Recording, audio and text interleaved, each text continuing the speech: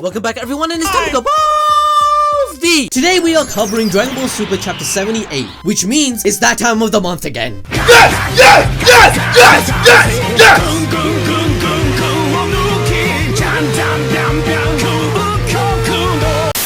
And let me tell you, you know our favorite McDonald's hairline badass mother character named Vegeta, right? Yeah. We tend to say his only W was clapping Bulma's cheeks because the series keeps giving him L's, right? Yeah. Well, that's happened again, another L. But wait! Nah, I'm kidding. It depends on your perspective. And in my eyes, Vegeta gained more respect in chapter 78. He got even more development at the cost of not choosing to go Ultra Ego. But before I explain another reason why Vegeta is the GOAT and the most developed character in this series, I first must mention a sponsor because God forbid any of us end up with his hairline, you know what I'm saying? No. I know I love you, Vegeta, but no one wants that. I like it, cut G. Today's video is sponsored by Keeps. Yes! Yes! Yes! Yes! Now, do you want a hairline like Naruto? No! No! No! Well, did you know that 2 out of 3 men will experience some sort of male pattern baldness by the age of 35? And well, I hate to break it to you, but it's not us, so... No! God, please, no! No! Don't worry though, we've got you covered. With Keeps, you can get your own online doctor who will build an affordable plan specific to your personal needs and send you your treatment directly to your door every 3 months. You can even message your Keeps doctor 24/7 along the way with any questions or concerns you may have. A surprise, to be sure, but a welcome one. Go from this to this! Oh no, he's hot! All you gotta do is start using Keeps now to save your luscious locks and that hairline. You don't want to be having that McDonald's looking hairline like Vegeta, do you? So guys, it's that easy. Head on over to keeps.com/abd to get 50% off your first order. That's right, 50% fam! Now let's get back to the video. We begin Dragon Ball Super Chapter 78 with the Heaters who are in a conversation discussing their huge plan amongst one another. They've realized that Goku and Vegeta have stopped fighting Granolah due to Minato revealing the truth of his past, which was Bardock, a Saiyan, Goku's father, the most dripped Saiyan of all time, being the one that saved him as a child and defeated Gas. The chapter later insinuates a reason why Bardock defeated Gas could be, you guessed it, more drip.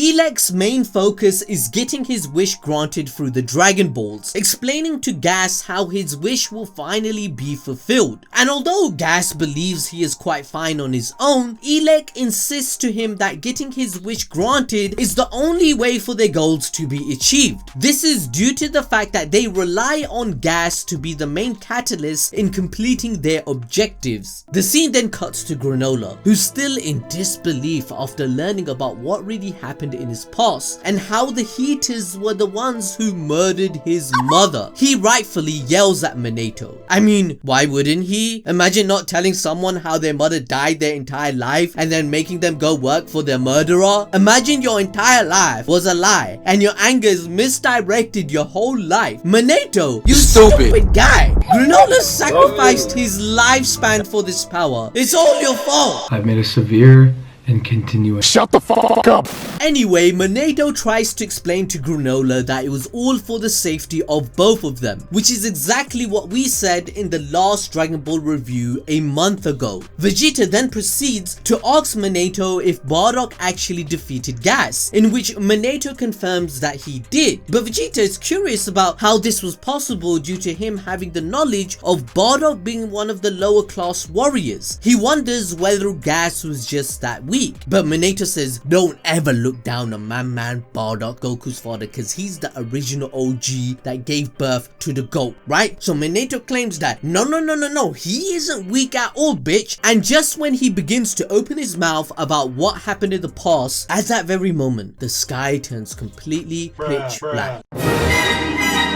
Yeah, I know. I wanted to know too, guys. What if Bardock actually went Super Saiyan like in the movie special he had against Chilled? That would be insane if we revealed that Bardock was Super Saiyan in the past. I still remember that iconic scene where my man ragdolls that bitch Chilled. Anyway, back to chapter 78. Everyone's confused. Goku explains that the only logical reasoning of this happening was because someone is making a wish with the Dragon Balls. This is revealed to be true because in the next panel we witness Elec, who happens to be making a wish to Planet Cereal's version of Shenron. Compared to Shenron, this dragon only needs 2 Dragon Balls to make a wish, whilst the dragon back on Earth needs 7. Now the darkness of the atmosphere only lasts for a brief period of time, as we see the sky instantly turn back to normal again, which means his wish was granted. Goku, Vegeta and the rest of the gang are still very much out of the loop on what the hell just happened, but this is when they suddenly sense an enormous amount of ki that's coming towards their very direction. Granolah is absolutely horrified as he recognizes who this specific key signature belongs to. Mikey confirms that the Heater's plan is now in full swing and all that's left is to dispose of Granolah and the rest of them. She taunts Granolah, basically thanking him for letting them take advantage of him throughout all these years. Granolah, who's at this point very pissed off, I mean I would be, who wouldn't be, I mean you've been working for the people that murdered your mother, he asks them if they were the ones who initially brought the Saiyans to kill him, and Maki explains to him that they didn't really have much of a choice after Granolah made that wish to the dragon to become the strongest in the universe. Because of that, the Heaters decided to make the exact same wish, but this time the strongest of the universe belongs to Gas. And I must say, my man's design, he looks kinda trippy. His character creation design, it evolved. I'm not gonna lie guys, we have to admit, he looks like a character from the Xenoverse video games when you're trying to do character creation. But going back to the chapter, Granolah is absolutely shook right now and he can't even recognize Gas anymore. Due to Elec's wish to make Gas the strongest in the universe, his body grew into an adult, and since he made the wish after Granolah, his strength supersedes the previous, which means Gas within a second of making one wish, he surpassed Goku, Vegeta and Granolah's power. It kind of makes you wonder why more people don't do this and create an infinite loop. Imagine that shit. Like imagine a 5-year-old looking ass kid surpassing all your hard work in an instant, and then that 5-year-old kid is bitch slapping Goku and Vegeta in the face. Like what? I have the power of God and anime on my side! Gas then shows off his power by firing a huge laser beam at them. They manage to get out of the way, but this beam ends up cutting Granolah's ship in half. Gas then uses more ki to form a trident and throws it at Granolah, stabbing him through his body and pinning him against his own ship. He states to Granolah that I never liked you. I provide enough muscle for the Heaters, whilst you are not needed. Now I am free to kill you. Goku attempts to stop him, but then Gas simply snaps his fingers, creating cubes made out of ki that hinders Goku's movements on his whole body. Why didn't he do this on Minato? Oh wait, you don't ask these questions, bitch, because then the story wouldn't make sense and I won't be able to write. I'm kidding. Okay. But anyway, as we see Gas fight against Granolah and the Saiyans, the ability he uses throughout the fight kind of reminds me of the abilities of Green Lantern, where anything he imagines can be manifested. He recognizes Goku to most likely be Bardock's son, considering that the two look extremely familiar. Gas insists on killing all of them, since leaving Granolah and the Saiyans alive will only mess up their plans. Now let me remind you of the plans. The Heaters were under the shadow of the Frieza Force for a very long time. Though they worked with them by being planet brokers, the Heaters always were lesser than them, having to follow the orders of someone else. So throughout their time doing business with Frieza's Planet Trade Organization, they schemed behind the scenes to become richer than this corporation, scamming Frieza of their sales and secretly taking a bigger cut. After becoming ridiculously wealthy, the Heaters focused on being the most powerful intelligence group in the whole of universe Universe 7. Their ultimate goals are to capture Zuno and acquire all the intel he has, as he has nigh omniscience, which gives him in-depth knowledge of everything in the multiverse. After that, using the Dragon Balls to be the strongest, they plan to take control of the Frieza Force so that they may reign over Universe 7. So to make sure Goku, Vegeta and Granolah don't come in their future plans and way, they plan to finish them off now. Gas then creates an axe made of ki, and just at that time when he's about to kill Goku, Granolah blasts him in his back, and without backing down, he states how the title of being the strongest in the universe still belongs to him. Granolah, after his bout with Goku and Vegeta, is too weak and exhausted to even fight back. However, Gas isn't finished as he continues to keep attacking Granolah multiple times over. Maki, who's on the sidelines, calls Granolah an idiot, saying that since Gas's wish came to second to Granolah, he is now the one that holds the title as the strongest. Gas states how even though their leader Elec saw some value in Granolah's strength, he personally never did. It's pretty obvious, it's more than likely that the reason why he dislikes Granolah is due to jealousy. Gas has an inferiority complex because, you know, his older brother and his family tended to rely upon Granolah instead of him because Granolah had more strength, more this, more that, you know what I'm saying? He was scared of his big baby. So if you really think about it, throughout this arc, we see that Gas is someone who always wants to be relied on. He has that kind of nature from someone who seeks validation from an elder or someone higher than him. But unlike Elec with Granolah, Gas is never given the opportunity to demonstrate himself. We also cannot forget the fact of how he lost his fight against Bardock and how he probably feels like he needs some sort of redemption in order to get that approval that he desires, which would explain his statement about never seeing the value in his strength ever since they met each other. But going back to the chapter, Minato helps Goku out by removing the ki blocks away from his limbs and healing him. Minato then requests Goku to save Granolah's life, and I know throughout the Dragon Ball community and this whole channel, they have come to believe that the choices that Minato made are super dumb and very idiotic, and I'm not gonna deny that, but we still have to agree that he does care for Granolah's safety and he was left no choice in their childhood. My man would have died in 2 seconds if he didn't do what they asked for. And if he told Granolah the truth, my man Granolah fucked Bardock's plans up by waking up. He would have said instantly to them, "Oh, I'm a kid, I wanna fight." Then they both would have been rip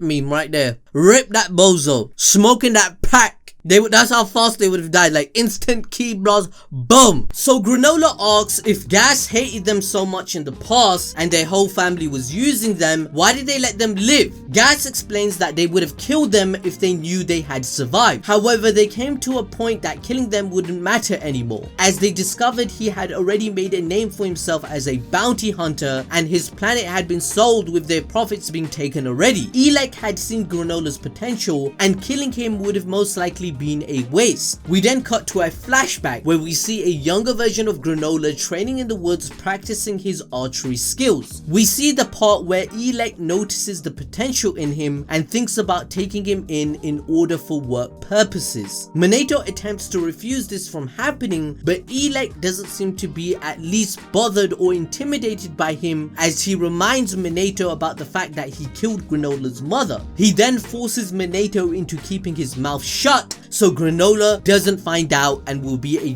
bitch his entire life. Moving back to the present day, Minato now realizes that allowing Granolah to work for the Heaters was a huge mistake. Minato himself states that he feels resentment to himself and that he doesn't feel like a true Namekian. Plus, he didn't even have the ability to revive Goku back to full strength because he's that useless. This is when Goku remembers that he has a brain and that he has memory. I'm kidding, I'm taking the piss. But anyway, this is when Goku remembers this one last senzu bean and Vegeta had it in his battle armor. But Vegeta, also being a genius, he tossed his battle armor away. So whilst Vegeta decides to go search for the lost senzu, Goku agrees to stall Gas in order to delay time and give Vegeta a W for once. It literally comes out of Goku's words, "Fam, I'm gonna give you this W if you get that senzu bean. Get Ultra Ego, you can be the protagonist for once." And we're all thinking at home whilst reading the chapter like, yes, this is the moment. But no, this doesn't happen. This is when Goku transforms into Super Saiyan Blue form to fight Gas, and he surprisingly manages to put up a good fight against him.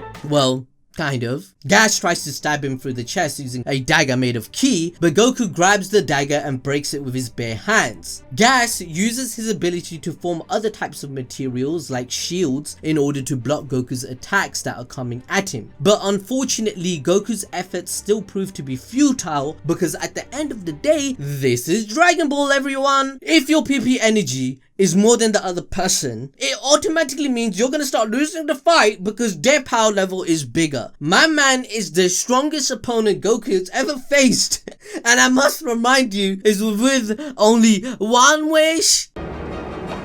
Sweet Jesus! Maki, who's excited with what she's seeing at the moment, proudly exclaims that the Saiyans aren't as strong as they thought, and maybe Gas didn't even need a wish in order to beat them.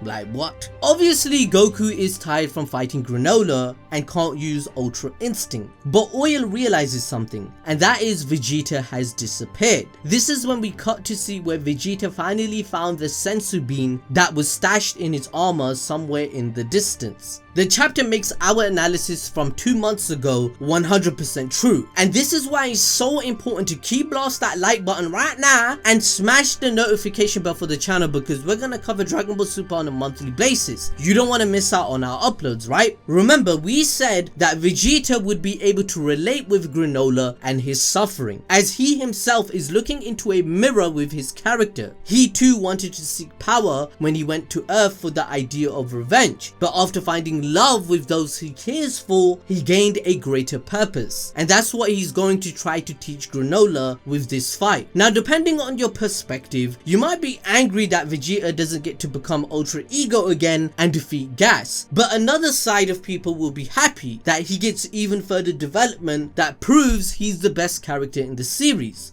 You would have assumed that Vegeta was easily going to be the one to eat the senzu bean, since the whole point of having an ego is to have all the attention to yourself and harness the selfishness within yourself to achieve your desires. But Vegeta, he does the opposite and becomes selfless. Instead of just flat out eating the senzu bean for himself, Vegeta actually tells Granolah to wake up and gives it to him, regaining all his strength and power. If you guys didn't notice, this is a nice heartfelt homage to the Frieza saga, when Vegeta pushed Goku to take revenge against Frieza for what he did to the Saiyan race and his father. Obviously, at the time, Vegeta was bodied and pretty much at death's door, No Frieza Dono Yamete! having no choice but to pass on his own vengeance to Goku, but the sentiment was still there. Now, of course, Granolah doesn't know what senzu beans are and is surprised that they even exist, so he asks Vegeta as to why he didn't eat them when the Saiyans were fighting against him. But to Vegeta, he believed that eating the senzu bean during his fight with Granolah is the coward's way out, and he would never do such a thing. Vegeta is not the one who wants revenge on the Heaters, it's Granolah who does. So Vegeta encourages Granolah to settle his long-lasting grudge using his own strength and not the Saiyans. Personally, I like this from Vegeta. He is more considerate and understanding of others. Vegeta's philosophy that he is the master of his own fate stems from childhood, as he himself was oppressed his entire life by Frieza, and Vegeta was told what to do his entire life, even after witnessing the extermination of his own Saiyan race by the very hands of the person he served. Vegeta is the perfect person that can understand what Granolah is feeling and what he's going through. For example, if we look back at the Dragon Ball story in chapter 76, Vegeta stating he is the master of his own fate, it stems from even from his introduction when he came to Earth in search of the Dragon Balls to gain immortality so that he can destroy Frieza that oppresses him, as he strived for freedom with the use of power to be his own master of fate, as he put in chapter 76. Vegeta and Granolah actually share a lot of parallels, and through him learning the truth regarding what happened in the past, it will lead to his redemption arc.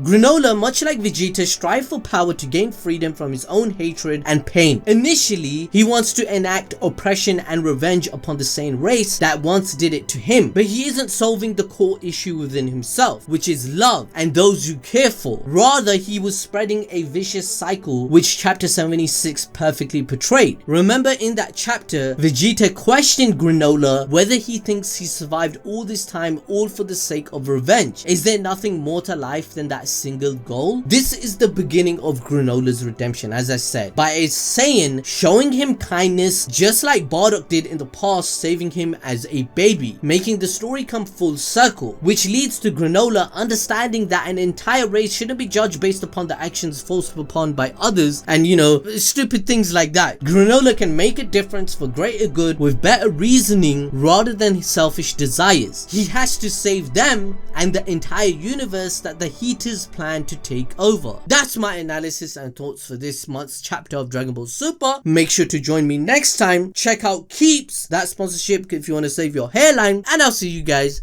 next time.